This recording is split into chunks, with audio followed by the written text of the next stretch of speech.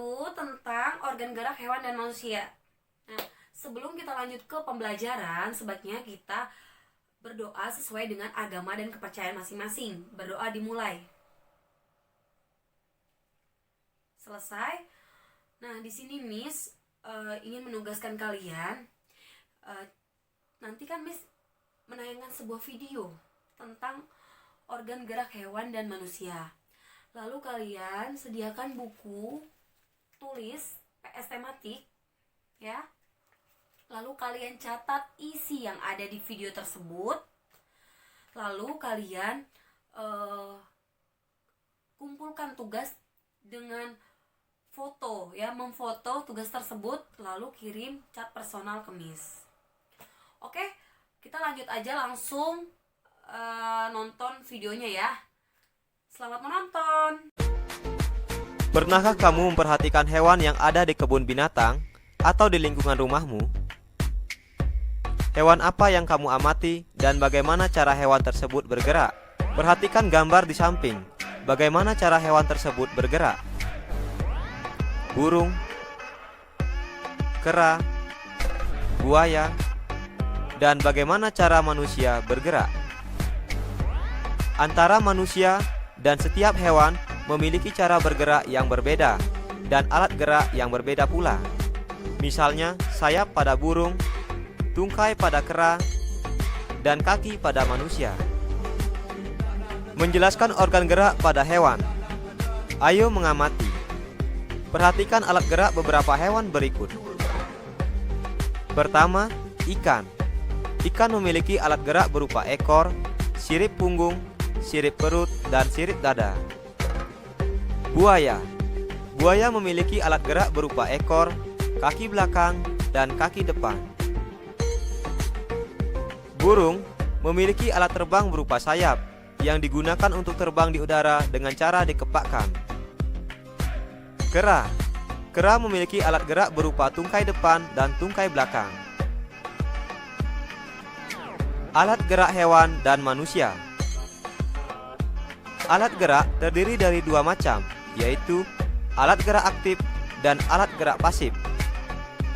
Contoh alat gerak aktif adalah otot. Otot disebut sebagai alat gerak aktif karena dapat bergerak. Sedangkan contoh alat gerak pasif adalah tulang.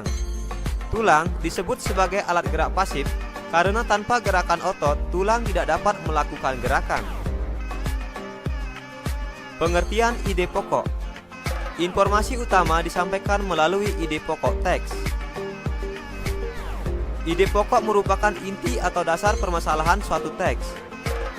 Ide pokok dalam teks sering juga disebut dengan pokok pikiran atau gagasan utama karena berisi gagasan dasar penulis. Cara menentukan ide pokok adalah: pertama, baca teks dengan seksama secara keseluruhan. Kedua, carilah kalimat utama dari teks tersebut. Ide pokok biasanya dapat dijumpai pada kalimat utama tersebut. Ayo bacalah teks berikut. Organ gerak manusia dan hewan. Pada teks ini terdiri atas dua paragraf. Paragraf 1, salah satu ciri dari makhluk hidup adalah bergerak. Secara umum, gerak dapat diartikan perpindahan tempat atau perubahan posisi sebagian atau seluruh bagian dari tubuh. Makhluk hidup akan bergerak apabila ada rangsangan yang mengenai sebagian atau seluruh bagian tubuhnya. Paragraf 2, organ gerak pada hewan dan manusia memiliki kesamaan. Alat-alat gerak yang digunakan pada manusia dan hewan ada dua macam, yaitu alat gerak pasif berupa tulang dan alat gerak aktif berupa otot.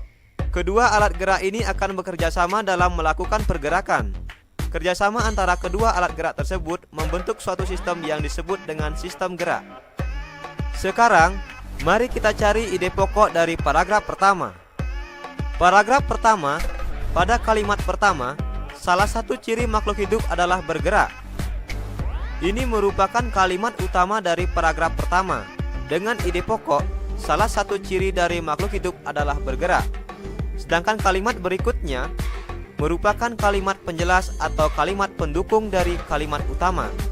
Adapun kalimat penjelas itu adalah: secara umum gerak dapat diartikan perpindahan tempat atau perubahan posisi sebagian atau seluruh bagian dari tubuh. Makhluk hidup akan bergerak apabila ada rangsangan yang mengenai sebagian atau seluruh bagian tubuhnya. Nah, ini merupakan kalimat pendukung atau kalimat penjelas pada paragraf pertama. Ayo merangkum. Apa yang sudah aku pahami? Hari ini, kita telah belajar tentang mengidentifikasi gagasan pokok dan pendukung dalam teks. Kita juga telah belajar tentang organ gerak pada hewan dan manusia. Sekarang, coba jawab beberapa pertanyaan kuis berikut. Pertama, apa yang dimaksud dengan gagasan pokok dan gagasan pendukung? Kedua, tuliskan contoh organ gerak aktif dan pasif, serta tuliskan contoh organ gerak pada hewan. Belajar asik, kreatif, dan menyenangkan bersama kami Sumayasa Dum Edukasi. Apa ya yang sudah aku pelajari hari ini? Agar lebih menarik, apa ya usulku? Jangan lupa tulis jawaban dan usulmu pada kolom komentar di bawah ini.